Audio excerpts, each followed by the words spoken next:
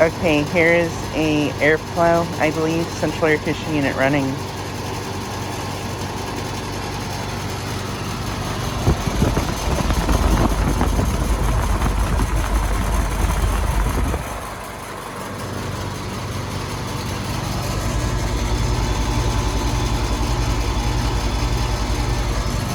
It's a 5-ton from 2007.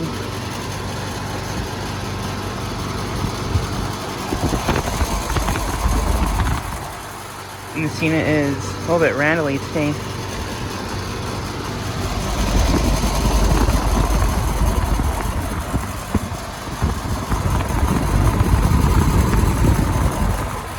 Has a Copeland scroll compressor. And the suction line is ice cold.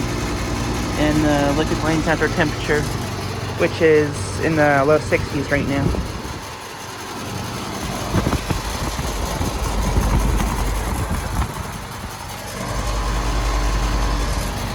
Sounds pretty nice.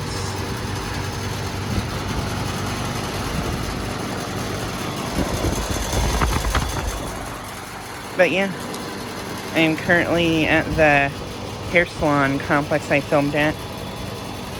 This unit's the only one running right now.